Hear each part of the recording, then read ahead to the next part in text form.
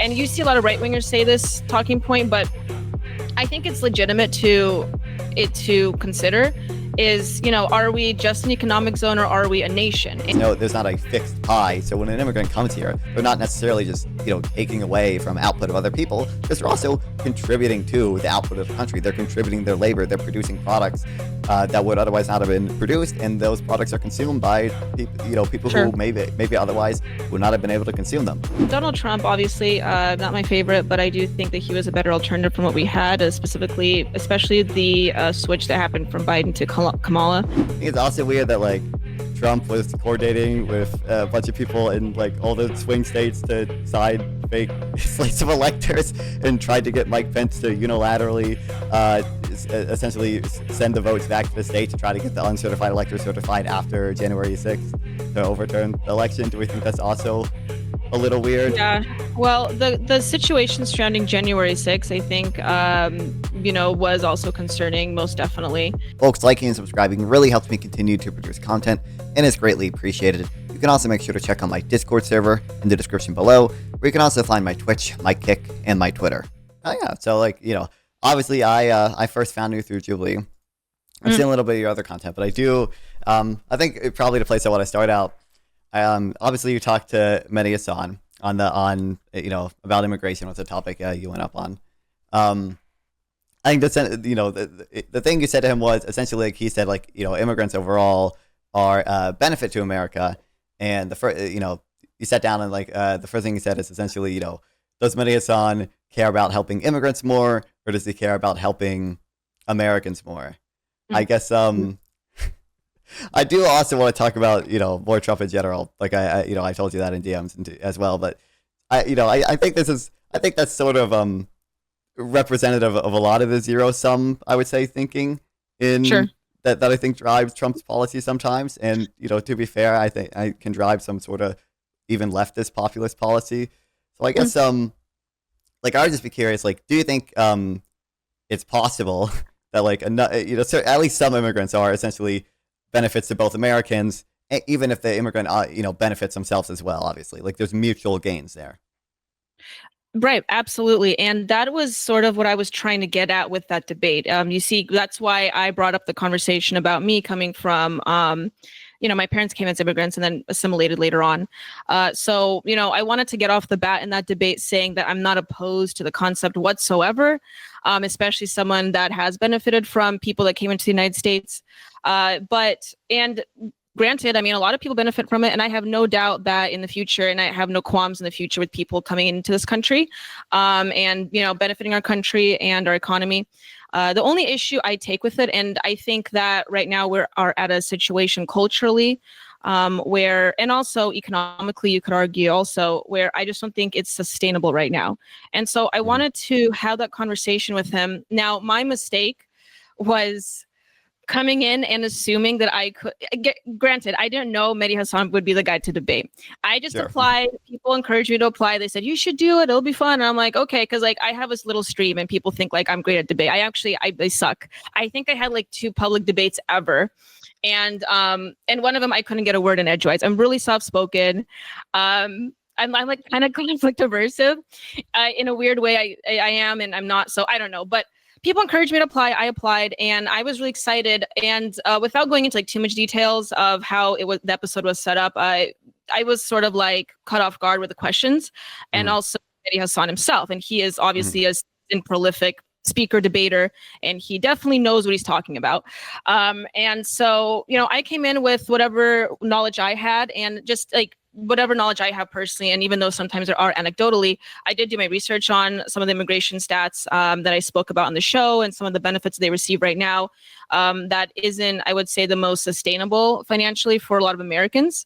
And at the end of the day, if you're going to represent a nation or your peoples of a nation as a president or an administration or a public official, my idea is that you should represent the people of the country first. And he tried to paint the debate or the topic to sort of show I was opposed to immigrants in general, which is just simply not the case.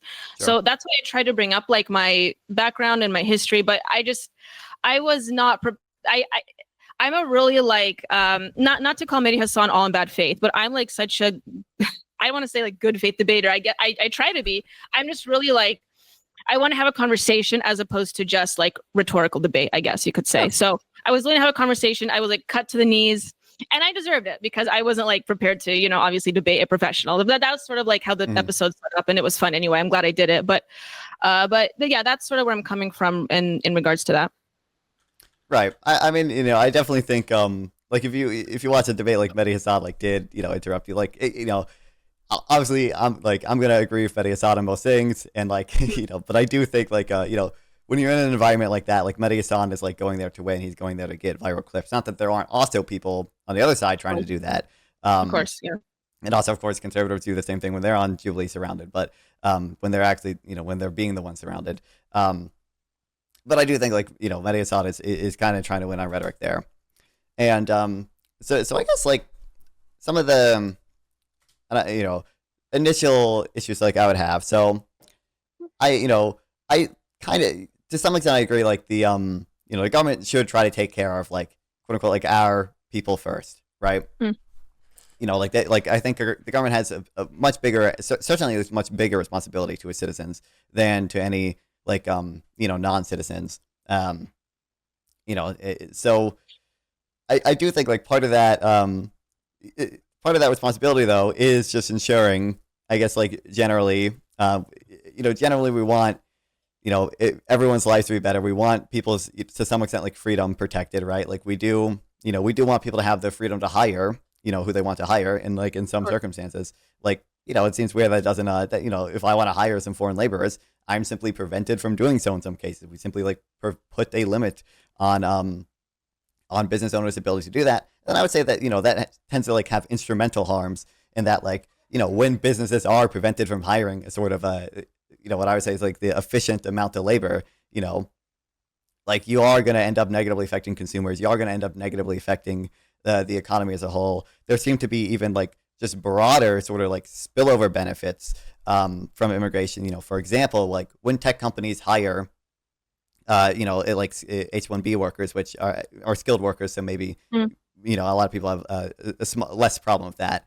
Not only does that benefit an immigrant, not only does it benefit the company hiring them, not only does it benefit like some of the consumers of the whoever is using the product those tech companies produce, but just like overall, when you have a lot of very smart people in one area, concentrated in one area, that's what we call clustering effects, where like companies will set up new investment. They'll do more investment than they otherwise would have, simply because there's a bunch of smart people in one area. They can set up their company there and employ those smart workers. So I guess maybe we can get into more of the specifics, but like because of those effects, I generally view immigration as like a pretty good thing for the economy. I think even on the fiscal level, because they increase the working age population generally, and because they don't collect many welfare benefits. I don't know exactly what stats you have, but I think a lot of the stats are controversial. To be fair, on both sides of that issue.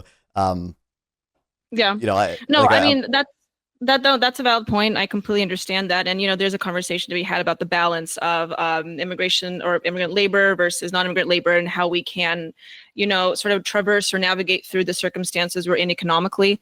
And as someone, and all of us, I'm sure you have at some point have been impacted by unemployment and have suffered through that.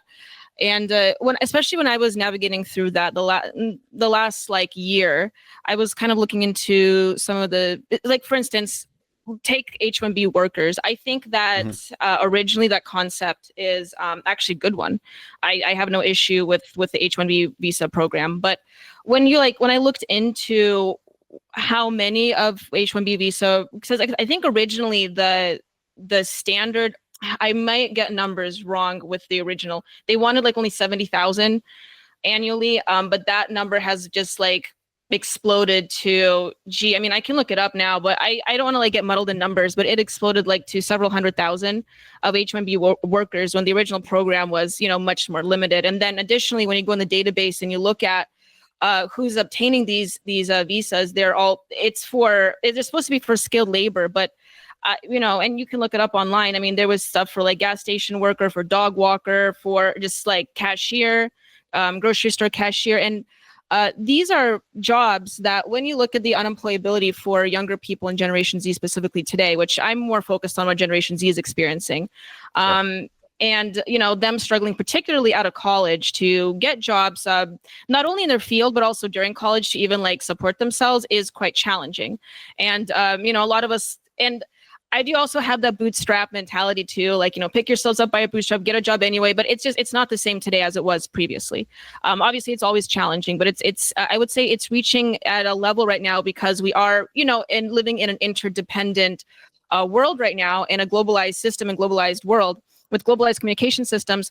Even though there's a lot of benefits to that, one of the main negatives is that we do have to compete sort of with the rest of the world. And being a first world nation like the United States, we are forced to do that.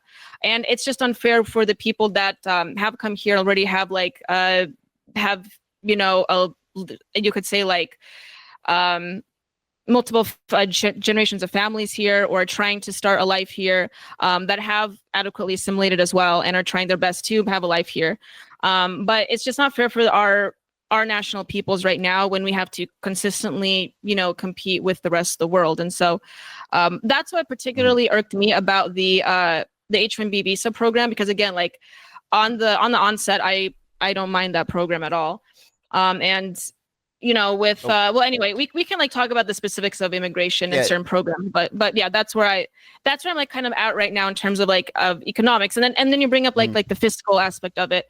And what I kind of want to get back is that I think that right now, not just with the conservative movement, but I think in American politics as a whole, we are kind of like reached a position where we have to question like, and you see a lot of right wingers say this talking point, but I think it's legitimate to consider is, are we just an economic zone or are we a nation? And I'm still, I think that's a really unique question, because the United States does have sort of like this unique history, and that we don't have like, some would disagree with me with this, but we don't have like a blood and soil concept like other countries do, right?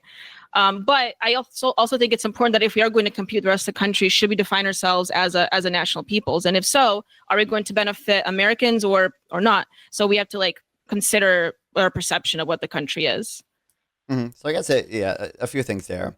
I mean, I think you have seen, for example, like the data I've seen suggests that like unemployment for a lot of like workers out of colleges is like, it's higher now. But, a lot of that is like more recent developments, in which a lot of that is, probably has to do generally with like certain macro effects, right? Some of it's going to have to do with monetary policies, and some of it is going to have to do with, of course, with AI potentially replacing jobs in some sectors, right? So, I would say, like, for one, we didn't necessarily see, like, during the big wave of illegal immigration or whatever, like, unemployment increased significantly for people for even college graduates, or just in general. Like, we had, during the high immigration wave, we had, like, pretty historically low unemployment. I think if you want to actually, like, look into like the causal actual causal analysis, right? Because as I mentioned, in any given time period, there's going to be 100 different factors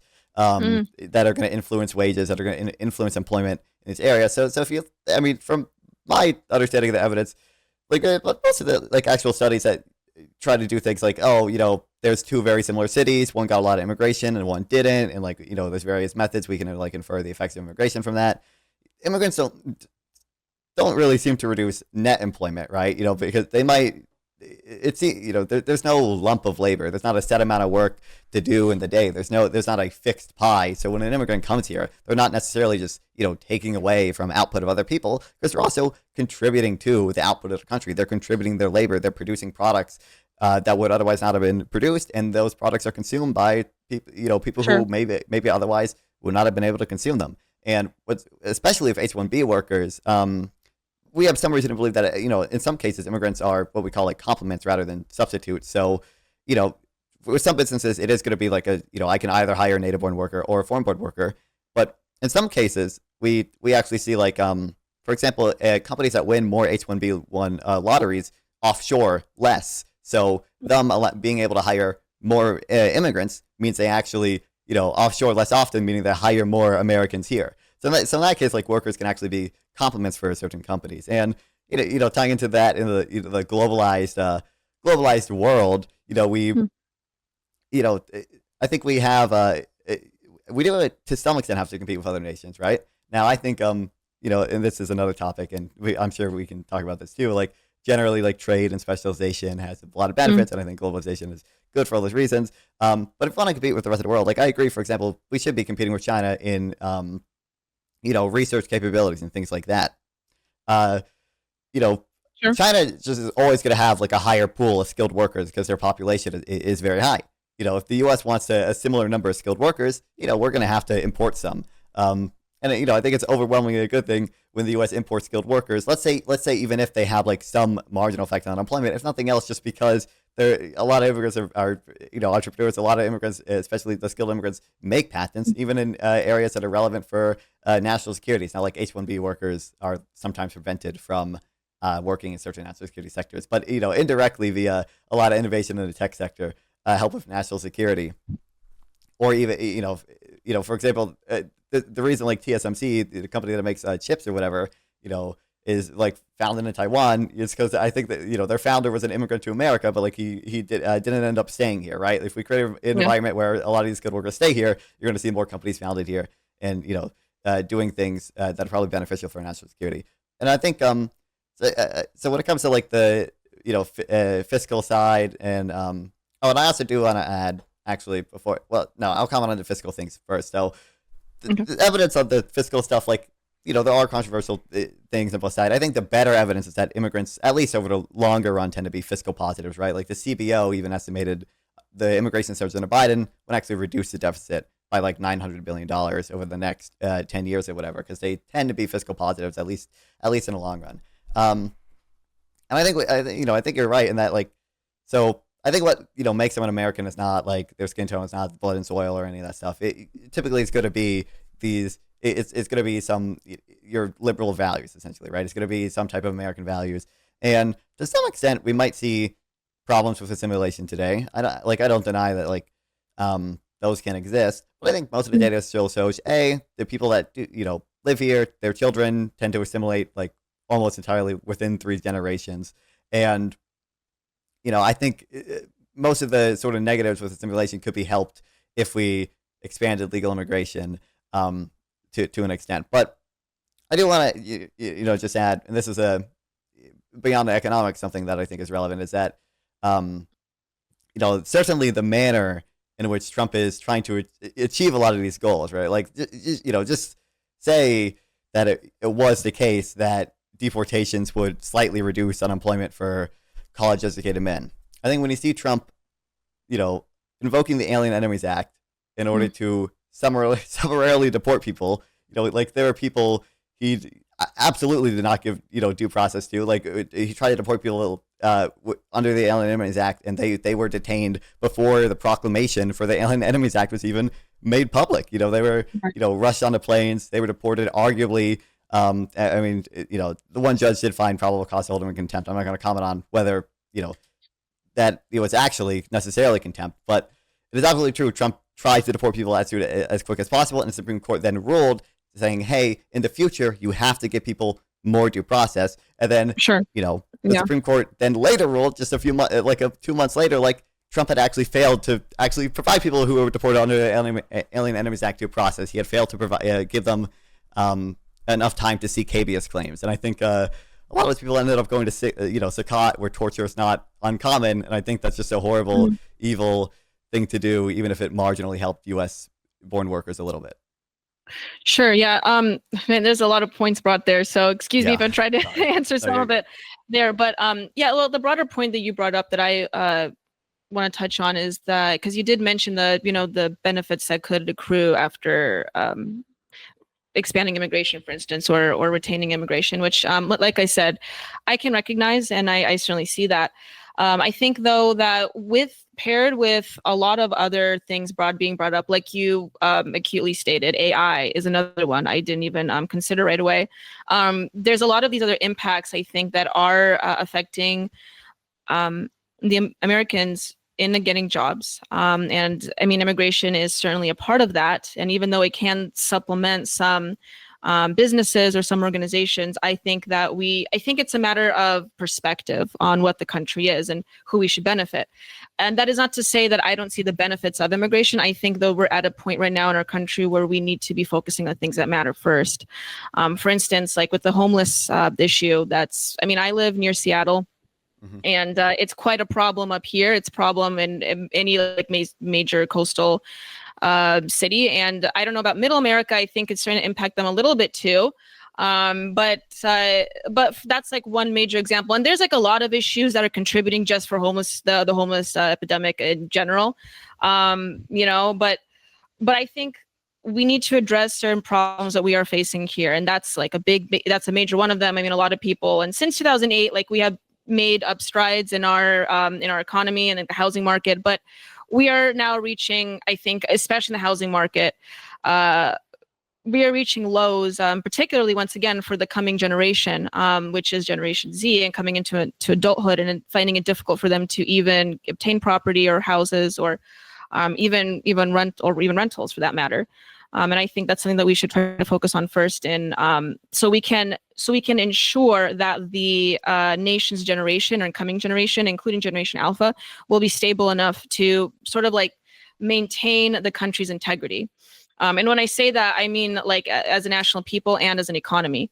Diversification and multiculturalism, although I'm not like principally opposed to, there is evidence to suggest that when you have when it's too diverse, when you have like, too many clashing cultures in a setting, it does, for instance, like drastically impede the replacement birth rate or the total fertility rate of that host peoples. And it doesn't just happen in the US. I mean, it happens in other countries. I believe we've seen it in other countries as well, particularly in Europe. And so like with that as a possibility happening in the US, especially with our total fertility rate declining. Although I don't think multiculturalism is a sole reason for that. I think it's a big reason for that. And so, I think that addressing these issues, obviously multifarious, there's not like one issue. And I don't like to focus on immigration as like the issue in resolving all of these problems, but I think it's like one of the more loudest issues that if we try to resolve, it's sort of like, doing an elimination diet. You don't really know like what's affecting your body, but if you eliminate what you think is like the biggest contributor, you eliminate that, and then you start to see the other symptoms that still start to manifest in your body, and then you try to eliminate from there. So that's sort of like what I'm trying to approach this as, because the nation is representative of the individual. It's a conglomeration of individuals, and so we should like try to address it as such. So that's sort of where I'm coming from on that. But like I said, not to say that immigration doesn't have its benefits. I just think that there's a way in which we can address it that can benefit everyone where they're at. Sure, I do want you to, I do want to comment on that, but I also just want you to like briefly comment on, like, do you agree that like there were, I think, about like 200 people deported, in which the Supreme Court later ruled that in the future, they were AEA detainees, and the Supreme Court and JGG v. Trump said essentially that like, in the future you have to give people more due process. And then do you agree that later, I think like 2 months later, there's another case, I forget, I think it's WMM v. Trump. The Supreme Court said you did not comply fully with our last order. You did not give people enough time to seek habeas relief to avoid deportation. Sure. Yeah. No. I mean, due process is one of the main tenets of the principles of this country, and I have like followed some of those cases. I think that I didn't look at like the specifics of the case that you're referring to, but I think that if he is obviously like infringing upon that, then it needs to be looked into. I'm not opposed to deportations, obviously, but I would want it to be done in a efficient but yet legal manner. Okay. I mean, so like if it was the case, which I'm not necessarily alleging here because I don't know the full details about like this specific thing. Although I do think what Trump did, even if this wasn't true, is bad enough. Would you agree, like, if it was the case that like Trump sent planes full of deportees, to El Salvador after the judge had ordered him not to, like, do you think that'd be disqualifying, like, for him as president? Like, do we think that'd be impeachable, or do we think? I would have to, I hate to be that guy, but I would have to like look at the case specifically because there is reason to believe why they would want to, if not outright prevent, Trump slow the process of that happening. And I mean, I'm not here to say that like all judges are completely impartial. That is their job, but it's impossible for any person to be impartial. So I mean, I would have to look at that. But if it was, if I looked at it and it seemed like, what, he is overstepping his bounds. And, believe me, I first to say when Trump is able to do that with the whole burning flag thing, I'm completely opposed to. I think it's silly what they're trying to push. So like many times, Trump, I have spoken about in my show, is always guilty of this, but I would have to look at the case specifically. But if it was shown to be the case, I would absolutely be against it. Yeah. Okay. Well, not just be against it. Hey, you should be against what he has already been, and I think, to be fair, to some extent, you are. What he has already what has already been ruled on, which is that, not necessarily that he totally that he broke a judge's order, but that he was ordered to give people due process for Alien Enemies Act deportations, and then later on the Supreme Court said you did not effectively follow through that order because he only gave people like less than 24 hours to file habeas claims, and a lot of these immigrants some of them can't even fully speak English, so they can't read some of the English documents that they've been giving them. They made it difficult to contact the lawyer. The Supreme Court has already said that he failed in that obligation. That's something that's really bad, and I think you should be against.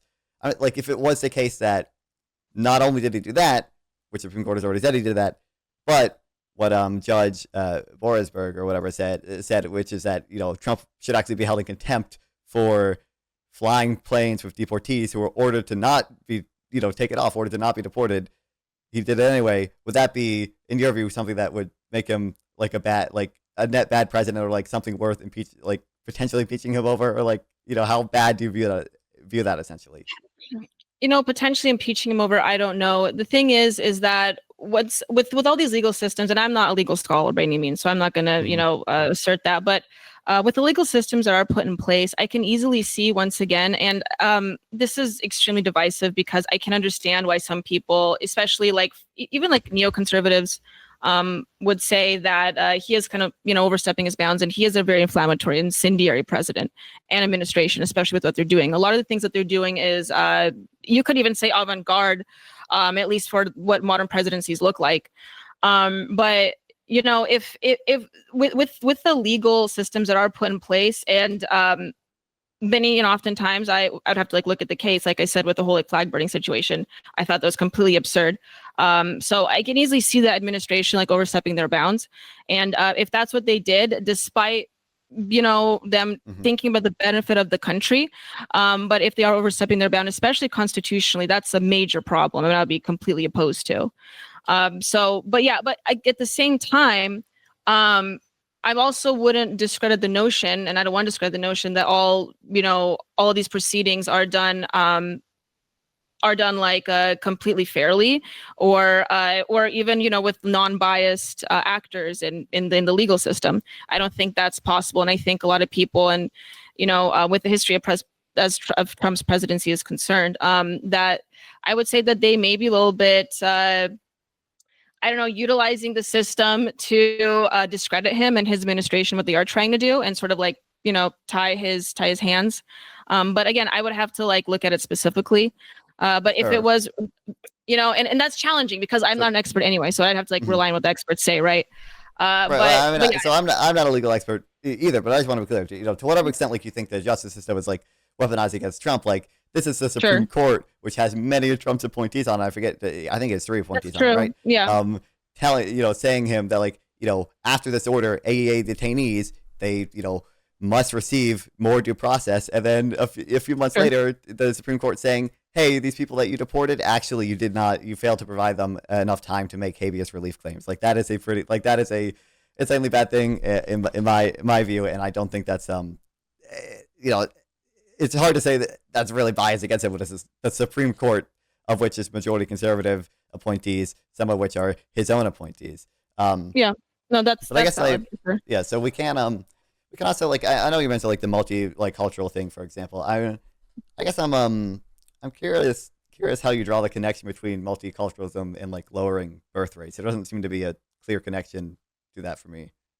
Oh yeah, I mean there are I did not come prepared with the studies, but I can like find them Sure. for you. But I know I've had them saved up for like previous episodes in the past. But there are yeah, there are multiple studies that have been conducted on like certain communities and saying how if when there's like diversification over time, that people just don't the host nation or the host community or peoples, whatever you want to call it, or host ethnicity rather, they don't breed at the same levels as what they used to.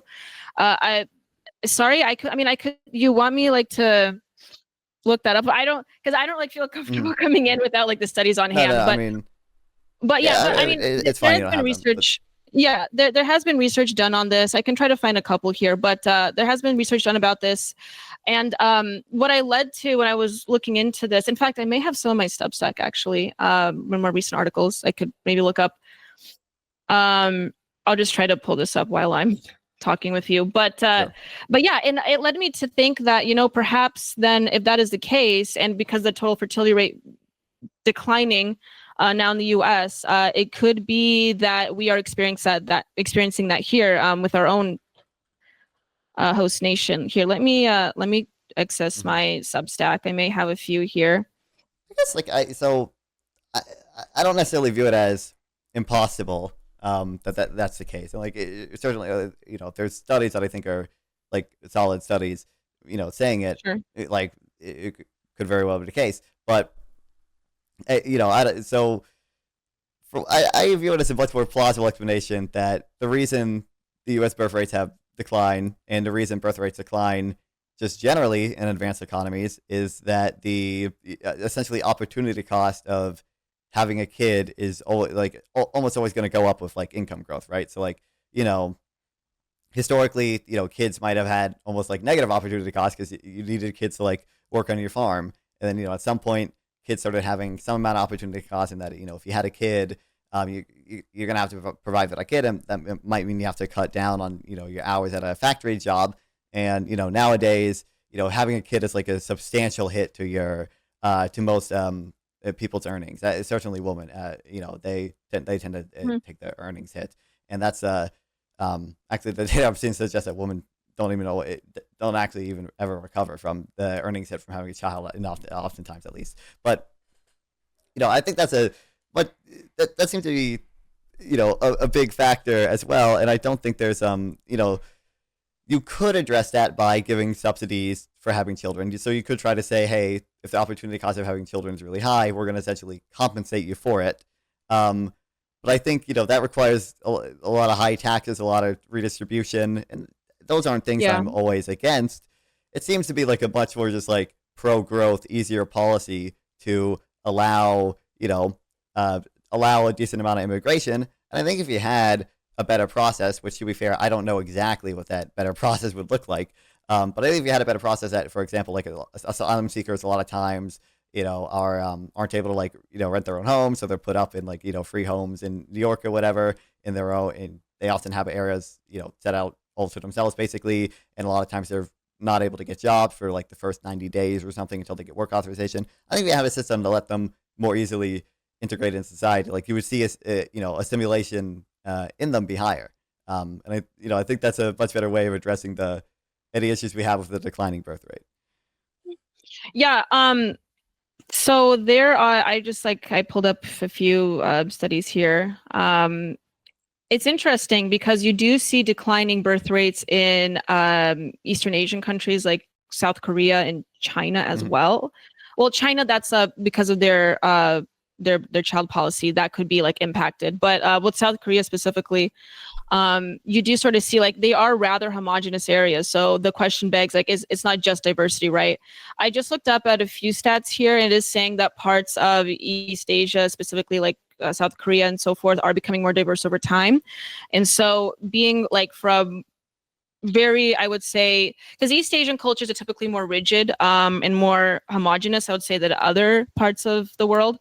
So maybe that could be like impacting them to the diversification. But I'm just like making connections Well, here. I'm just looking at sure, some but stats. I But do think it's also it could also very well be the case that because of their declining birth rate, because they just experience income growth, which increases the opportunity cost of having a kid. Right. They needed more immigration to try to address that. Like, I think that is part of, like, Japan has had a relatively stagnant economy for a while, which is why they, started to Yeah. accept more immigration, to my understanding. Like, Yeah, well, I mean, there are various. I'm not saying it's just immigration and diversification. I think that's a big part of it. Another part of it, I think, also is obviously like women obtaining more education, Mhm. and having more independent sources of income, like you were mentioning there, and that's definitely happening in Western countries, United States and Western Europe specifically, and that's where you see the greatest impact of this. And like, I'm not opposed to women obviously having independent sources of income or going to school.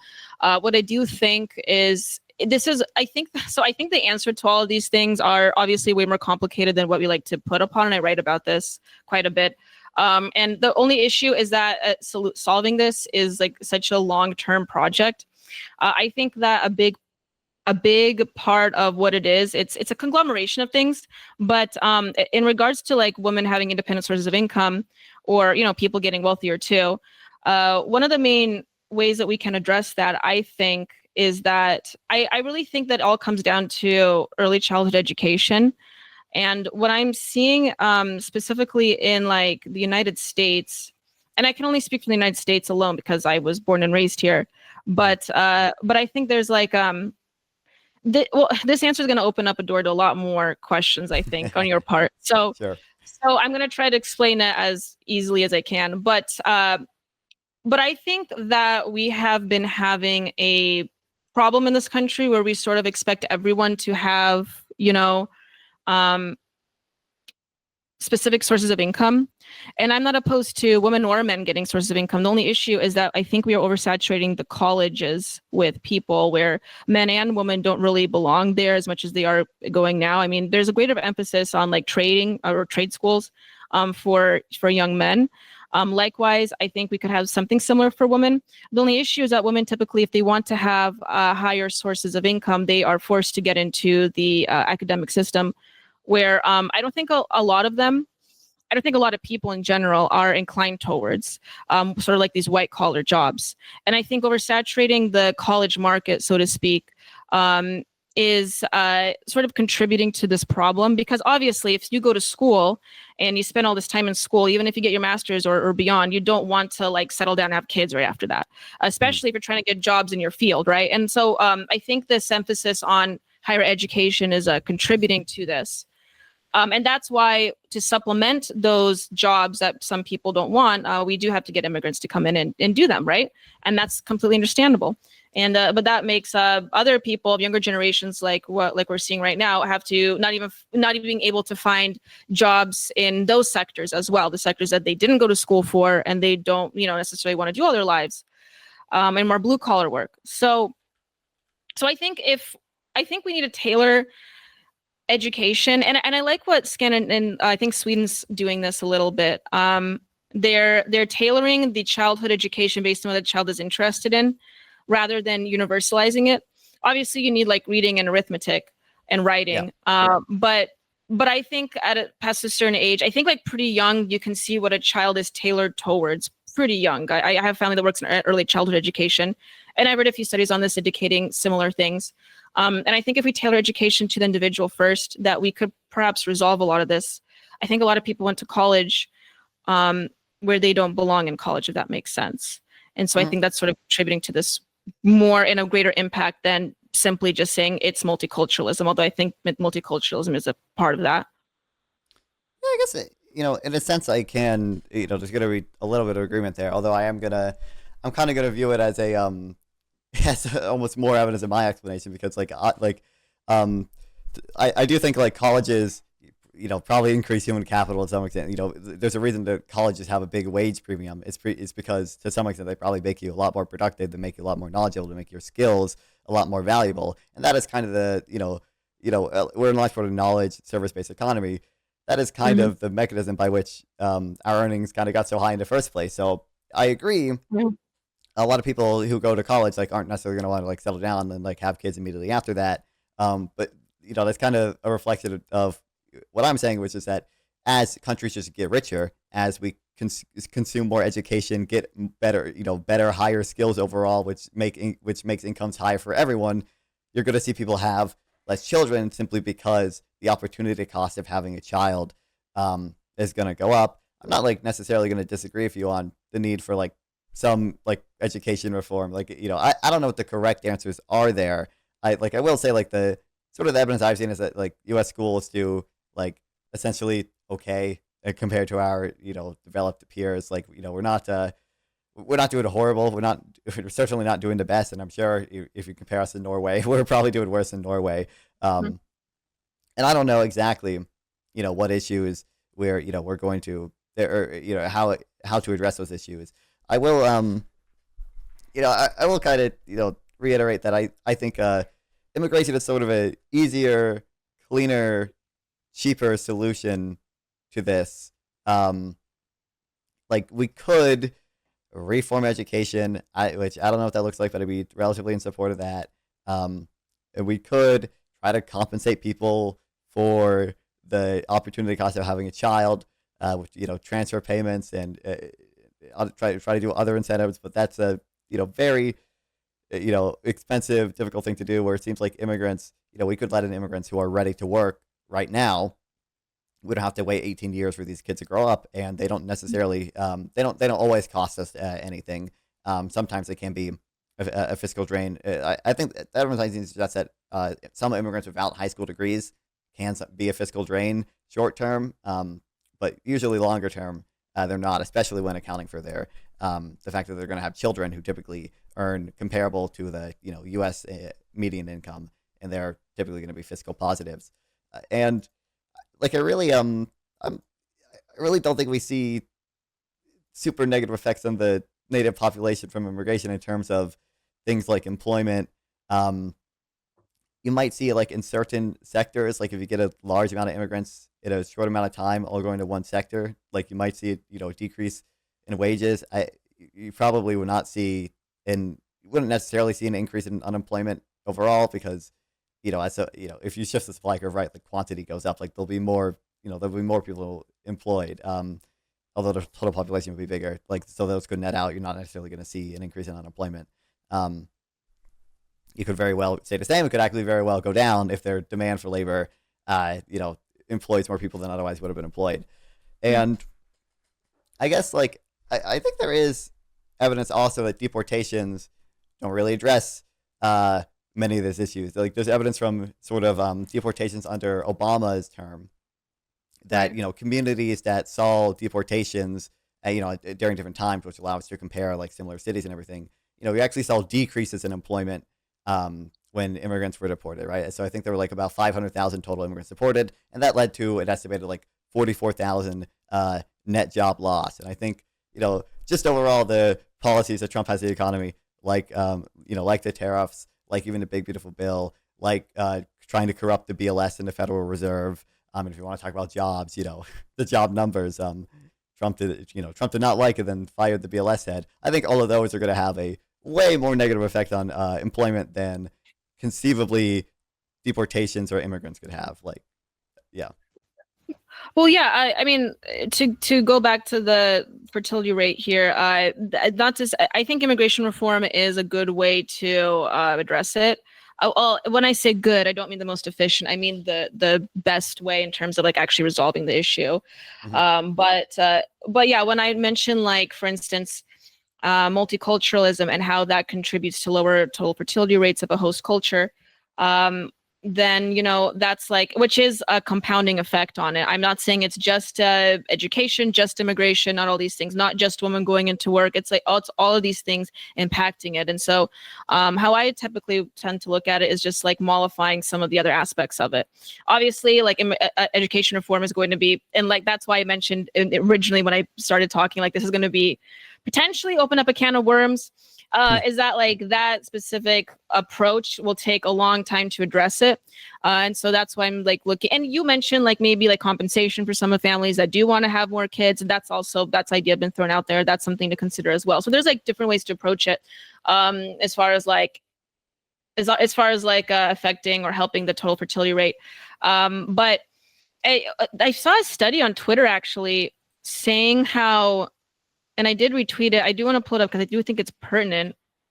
Boy, okay. Where is it? Did you see the study that got floated around on Twitter. It was, here we go. Research finds no evidence that aging or declining populations harm social economic performance. On average, they perform better overall in wealth, productivity, and life expectancy. So like this study No, came is up. that?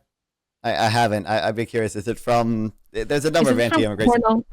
It's from It's where? from Cornell University. Oh, then it's Yeah, possible that it's a good study. I think a lot of studies in immigrants are from Center for Immigration Studies. I see people cite a lot. I think their information is usually yeah, pretty bad. Who's the yeah. They do get. um? Yeah. Anyway, I just saw this one from Wait, just real Cornell quick. University. Who's the author of it? Let's see here. You want me just to? I don't know if I can. Can I send you the link through I think there is a chat thing. Google? Yeah, there should be a in-call message thing. Okay, let me just like drop you the link and maybe you can take a look at it. I just thought that was interesting. I'm like, oh, really? I didn't know. If that's the case, then that kind of like changes the narrative. Where's the chat feature on here, by the way? I'm like, It should be in the bottom right. I don't know if you can. bottom right. I think that's where it is for me. Oh, I here don't it know. is. Here it is. I found it. Yeah. Yeah, I just found this tweet here. But I can try to find the actual study just looking up the title, I guess, so you can like look at it in full. Yeah, hold on. Oh my God, why did it open in that window? Oh man.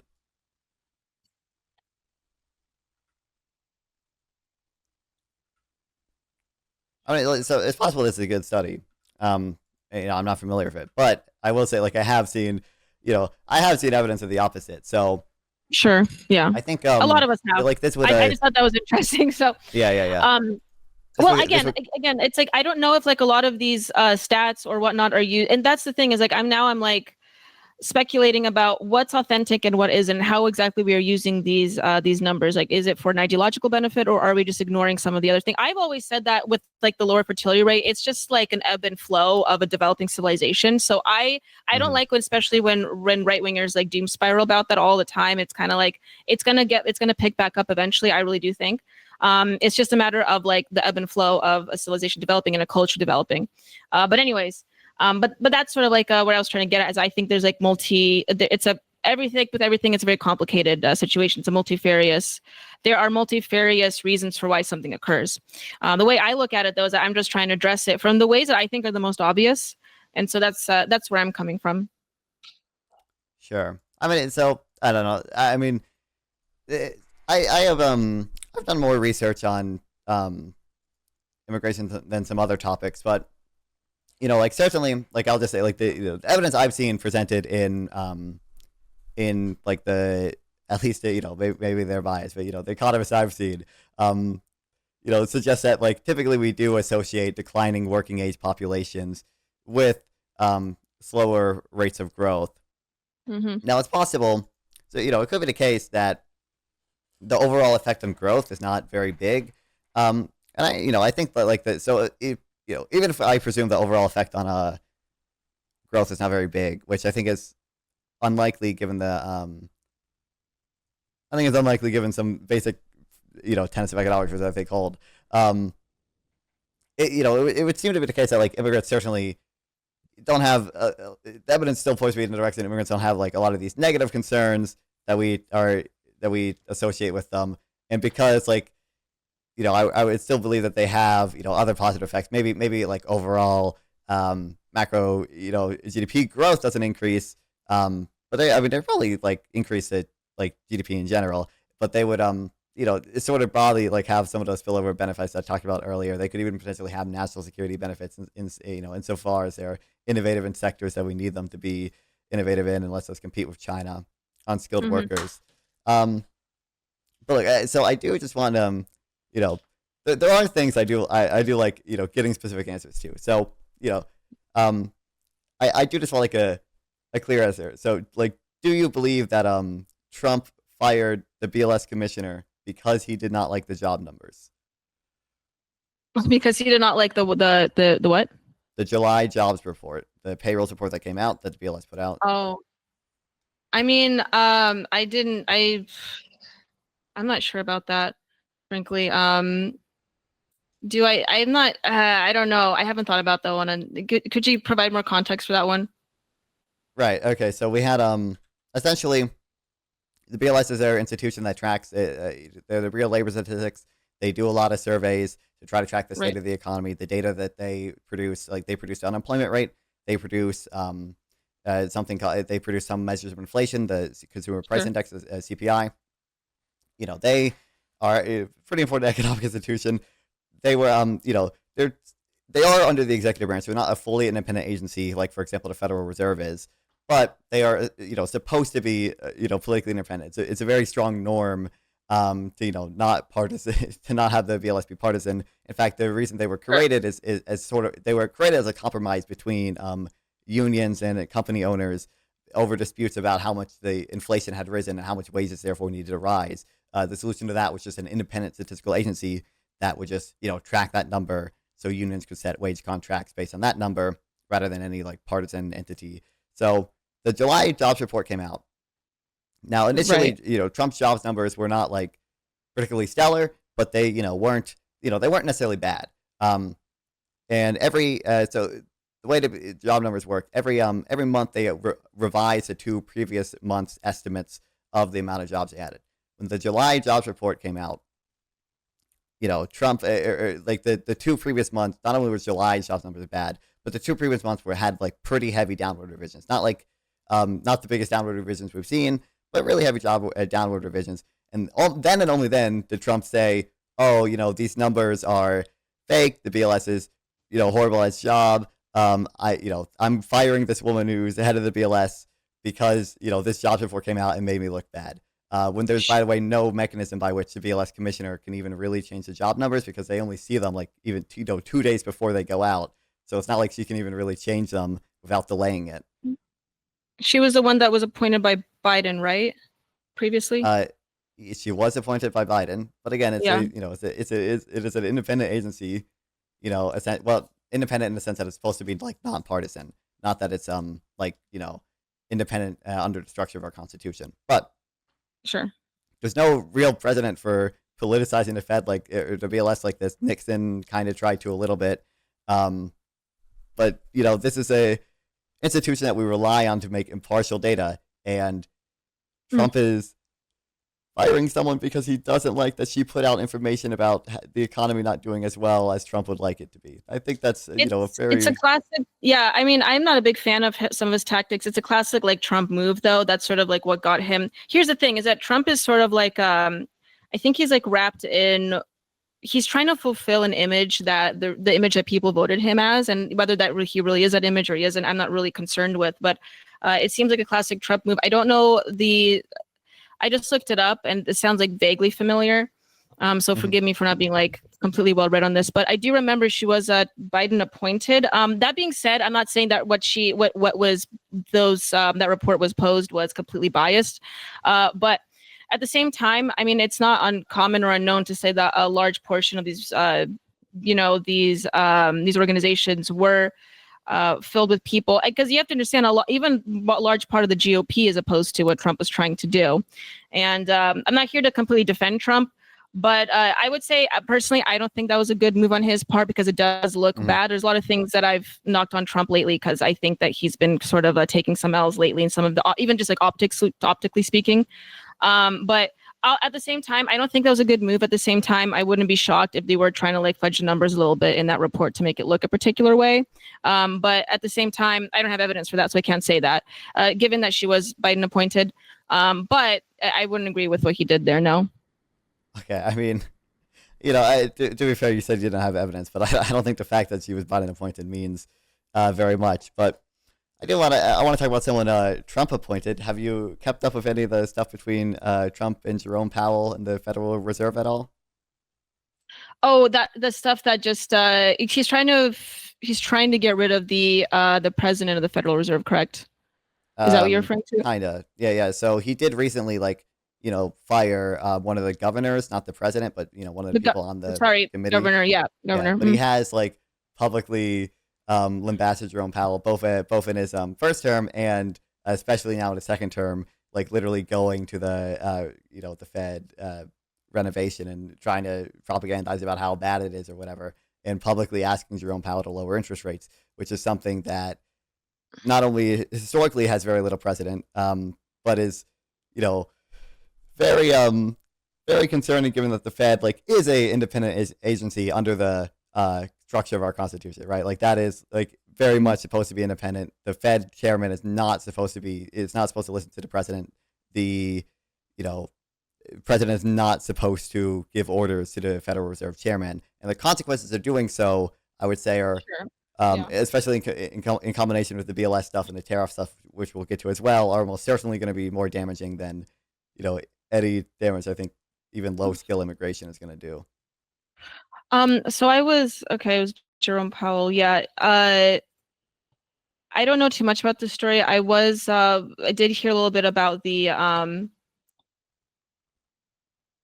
what was the other person's name I'm thinking of? There was a lady that was accused of Lisa Cook, I think. Yeah, that was the one that's what I was thinking of. I know a little bit about that story. I don't know anything about Jerome Powell though.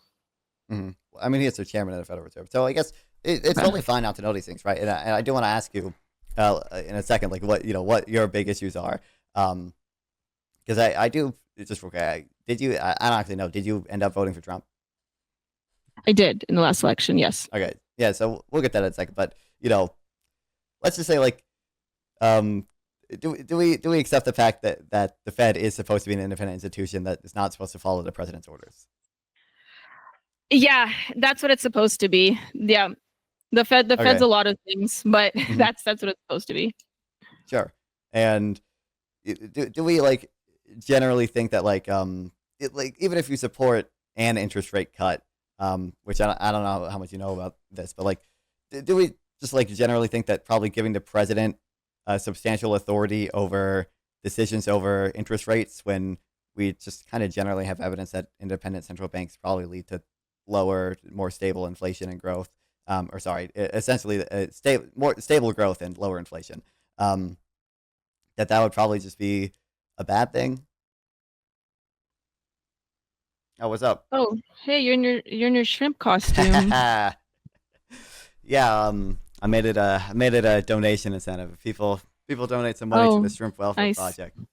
Yeah, I don't know what happened. The Wi-Fi just completely cut out. Sorry about that. No, you're good. I do want to just hold on, just real quick, because you mentioned, because now that I'm in my shrimp costume, all right. Okay. I want to briefly espouse, okay, the glory of the Shrimp Welfare Project to you, okay. When people donate, okay, for me to put my shrimp costume on in embarrassing moments like this, not only do they get to watch me suffer, all right, they get to save shrimp from a very painful death. So typically, the way shrimp are killed on farms is very stressful, very painful. They're essentially buried alive in ice and left to freeze and suffocate to death over the span of 20 minutes. There's also a lot of cruel practices, on the farms. For example, female shrimp will have their live female shrimp will have their eyes ripped out or crushed to make them artificially more fertile, which is not only stressful, painful for the female shrimp, but also tend to make their offsprings disproportionately have disabilities and worse lives. The Shrimp Welfare Project works to end a lot of those practices. So, the biggest thing they do is, to make them avoid that painful, horrible death, they give farmers electrical stunning machines, which kill shrimp instantly and painlessly. And essentially, a single dollar will end up helping about 15,000 shrimp avoid a very painful death over the course of the next 15 years. All right. So it's a very, very good, highly effective charity. Okay. Would recommend. I don't know how interested you are in that, but. I'll have to check it out. I didn't know any of that. That's do you don't eat shrimp, do you? Well, no, I don't. But I think you can eat shrimp and pay some reparations to the Shrimp Welfare Project if you do, obviously, yeah. So I guess so we were talking about Jerome Powell. I guess I think you were responding at the time. So if you have any thoughts on that, I want to let you respond. Yeah. If so, I don't know the story specifically of what happened with Jerome Powell. I was following what happened with Lisa Cook. But and to answer your question, I think you were just asking me about you were cut off from the beginning, but you're asking me if I think that the president should interfere with some of the decision making processes involved with the Federal Reserve. Basically, yeah. I'm asking do we think that's just kind of a pretty bad thing if the president is publicly trying to interfere with the Fed? Yeah, I think that's a concern. Absolutely. I don't think I have my own thoughts about the Fed existing at all. But yeah, I wouldn't say that he should interfere with that. Okay, I appreciate it. So I appreciate that. All right. So I do want to ask, because you voted for Trump, what were the what were the big issues, or what were the things that made you like Trump? What were the things that maybe you didn't like about the left that drove you to support Trump in the election? Yeah, sure. Well, Donald Trump, obviously, not my favorite, but I do think that he was a better alternative from what we had, specifically, especially the switch that happened from Biden to Kamala, I thought Mhm. was questionable. But that wasn't like the one of my major drawbacks. I just thought that was concerning. But yeah, with all the other main things that I've mentioned, specifically in regards to immigration, I think that addressing that is a good way, and at least trying to reinstate some of our national integrity and our national economic vitality. I think that so that was a big issue, specifically since that's what he originally ran his platform on. But there was like a whole host of other issues. Like for instance, some of his you could say some of his reforms in regards to like some of the programs that were implemented within the government structure, specifically with like the DEI programs. When Mhm. he first came into office, I supported quite a bit and sort of like trying to mollify the culture surrounding that with what right wingers try typically say is like the DEIification of some of these things in like our culture. But I think his so that was another big factor. His position in office is I think reflective a lot of what Americans are feeling as a general sentiment in how they want to address the direction of where the country is going. And I think Trump sort of being the avatar for that is the best option that I had at the time. But so there's like the cultural element as where there's immigration element. I'm not a big fan of what he's done with the tariffs. Mhm. Personally, I was never like supportive of that personally.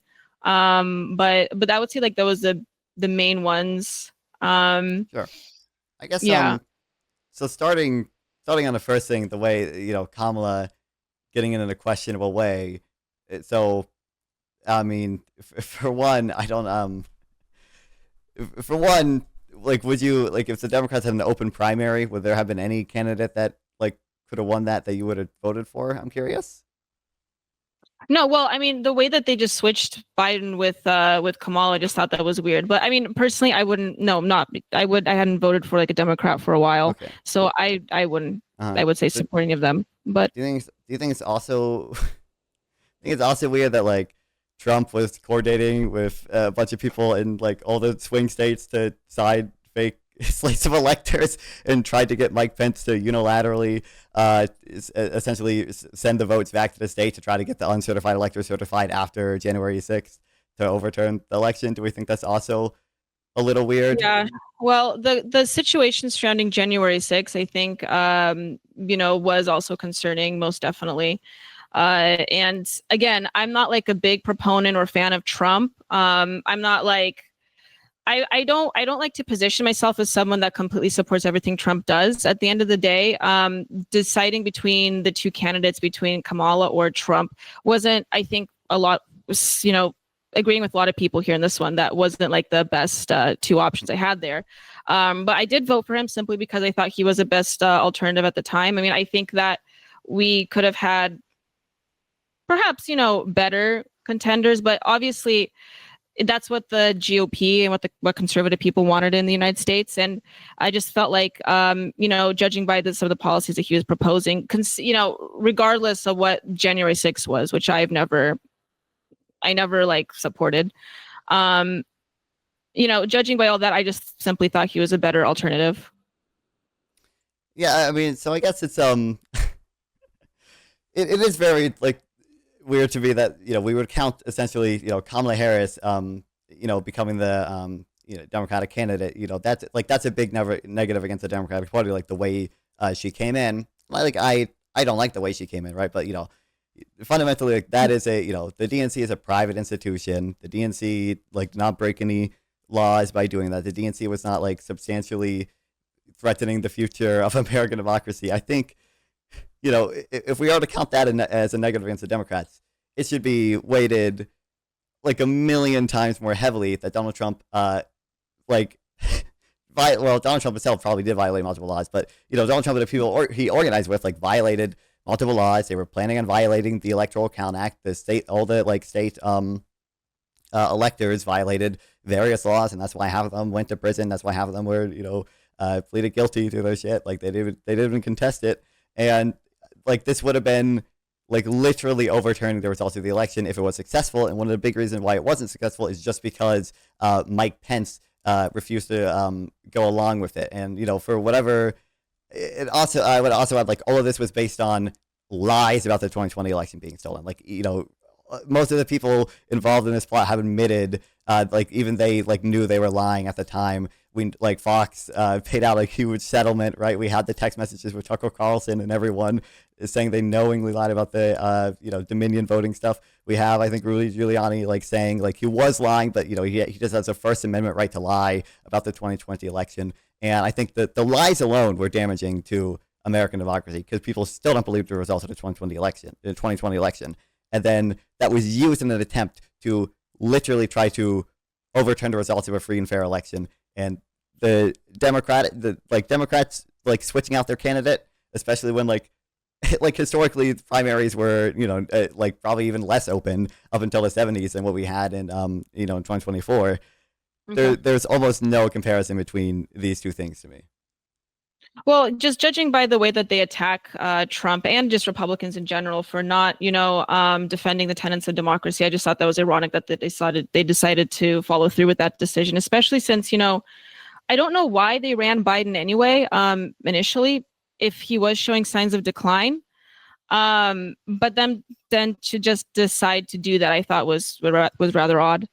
And then, but then again, that's politics, right? You're going to make claims and then do the other. So yeah, but the entire situation, I just felt like was concerning, given especially what Democrats have been like touting ever since January 6th, was a bit, I would say, what's the term I'm looking for?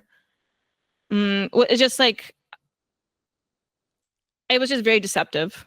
So, but yeah, that's what were just what I think about it. What were the deceptive things that Democrats did after January 6th? I would like a. Well, it was deceptive when they were using that as sort of like a cudgel to beat over the heads of Republicans, for the remaining years of Biden's presidency up until he had to run again. And then when they decided to do that with Kamala, they just sort of like ignored that, or they didn't talk about that. I mean, like one of these was like a plan, like a month-long plan, like spanning multiple states, like trying to get fake slates of electors in violation of multiple laws to try to overturn the results of a free and fair like presidential election in the U.S. And one of them was like last minute switching out the primary candidate, in accordance with every law, in accordance with the DNC charter. When the DNC is a private organization, it has, it's not a public organization like the U.S. government is, obviously. It was not violating the Constitution. I think it's very likely that Eastman's plan violated the U.S. Constitution itself. It certainly violated several state constitutions to elect some of the state false slates of electors, at least. Like one of these is like a very like fundamental threat to me. The other one of them, like even if you want to say it's ironic, is it's just like, so should be so not heavily weighted at all, at least when it comes to your decision to vote. But I mean, Democrats, you guys would understand, like you were touting the idea as a concept. That was like a principle. It wasn't necessarily it's not like you guys were opposed to Trump, what he was doing in January 6th, simply for the systems he had found himself in. I would presume you guys would defend democracy as a principle, right? As a general principle, yeah, democracy is good, but it's especially good when it's in the government, right? Like one of these is going to have like way more consequences. I think a democratic government is a good principle, and I think the reason democracy in political parties is usually a good principle too is because they do have obviously substantial interactions with the government and that they are running the politicians or whatever. But I don't think democracy is always good. Like I think it was. I wish Biden had never ran for a second term in the first place. But like I think it was a net good thing that Biden eventually, got pushed out essentially. And like, Kamala ran. I think she probably gave us a better chance, although, maybe she, if Biden didn't run in the first place, she wouldn't have had to carry some of the weight, I think, associated with that. I just think like, there's no, when I say like, democracy is good and like Trump substantially threatened American democracy, there's no commitment from that statement to say democracy is always good even in private organizations, And there's certainly no commitment towards saying like even if both candidates have done like slightly undemocratic things or whatever, or if one candidate has done like a slightly undemocratic thing in accordance with the laws in a book, in accordance with the DNC charter, and the other candidate like broke the law trying to overturn the results of a federal election, one of these things is like infinitely worse, even if you want to say the Democrats are hypocritical. Well, yeah, I mean, I think both parties are kind of screwed up, honestly. I think, and I do predict that the GOP is going to split soon. I don't know what the future of the Democrats is. Um, the Democrats, you guys, I mean, you're a Democrat, I'm assuming, right? Yeah, I mean, I call myself a Democrat, yeah. Yeah. So like, I think you guys probably will stay put together for a little while, but the GOP is at its last legs here, I think. But and Trump did fundamentally change the GOP and the Republican Party ever since he first ran in 2016. And whether that's for bad or for good, I think that remains to be seen. Considering that I think the Republican Party was going to be quite ineffective if he hadn't come along anyway. But as far as like the events of what surrounded January 6th, is like, as far as I can remember, I mean, personally, when I was following it along, I hadn't agreed with what he had done there. Now, granted, I do live in a state where we already have like mail-in voting, and I didn't look into it. I've personally heard people that saw some things and experienced some things in their home states, and I didn't get into it at the time. But the way that he went about it, specifically was, yeah, well, specifically a month-long illegal plan. With the way they're trying to investigate it with his own team. Now, I don't. I mean, his own team. What are we saying? His own team. Trump, like, looked around for people to agree with him, right? Like like Mike Pence was, a member of his own team. There were multiple like people he consulted about claims of election fraud. They all said there's no outcome determinative election fraud. It was only the crackpot lawyers he could find, Kenneth Chesebro and like John Eastman, who had any agreement with him. And like even John Eastman said like this plan is like going to get shot down 9-0 in the Supreme Court, right? So like it's weird to say he contested it. Like there are legal mechanisms for contesting an election, some of which like Trump tried to exhaust with the lawsuits he did and lost all but one of. Sure. Even trying to like for example, like the Georgia state legislator like watched one of the videos that's supposedly showed election fraud that it's actually like a spliced video that OAN lied about. Like there were legal things Trump did to try to contest the election, but then after like you run out of legal avenues, you have to respect the results of the election. You should not be doing a months-long plan to try to overturn the legitimate results. Like that's insane. Yeah, no, the events of that election was weird, and not just because of like the weird count thing that happened. And there was one state in particular. I think it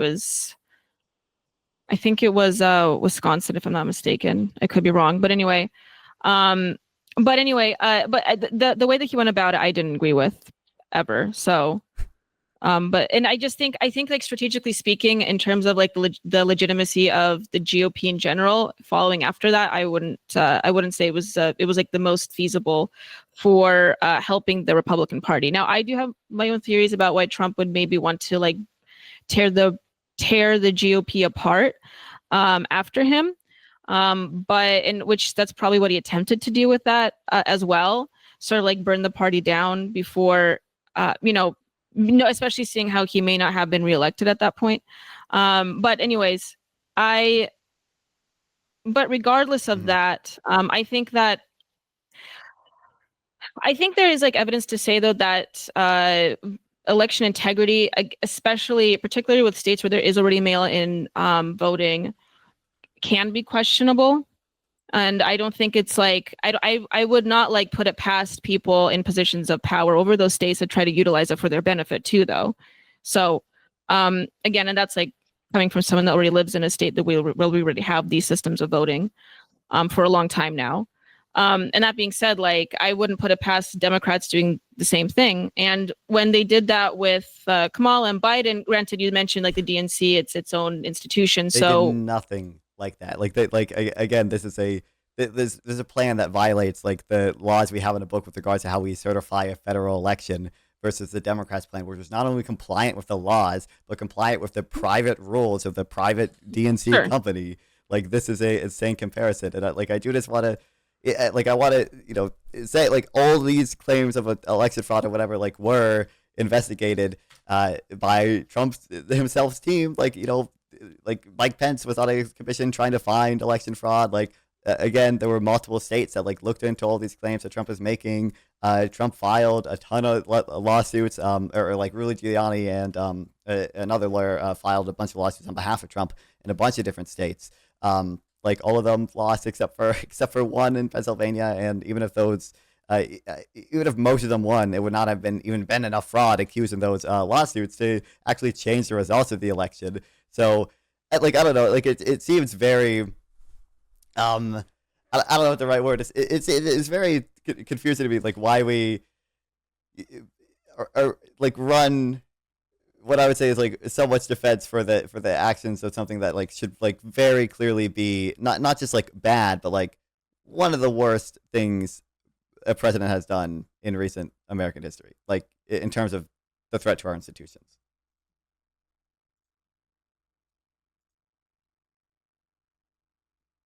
Goddamn.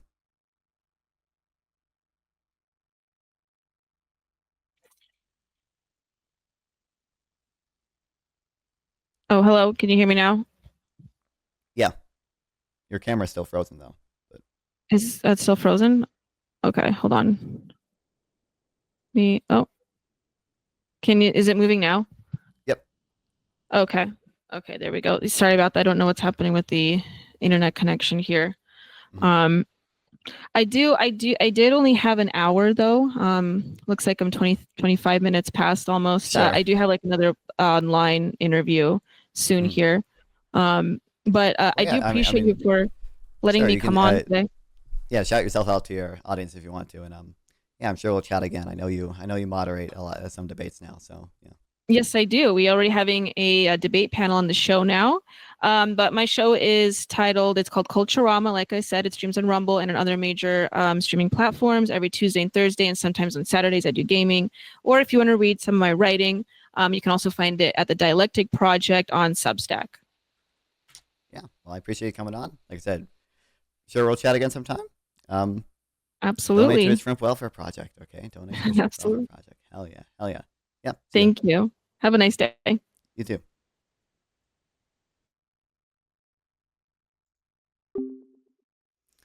Hold off on victory. If you want to chat with me live, sub here or go to Nonfon420 on Twitch or Kick via the links below. Once again, please like and sub to help with the algorithm, and consider sending a donation through YouTube Super Thanks to directly support me, and I'll make sure to reply to any question you ask. See you guys next time.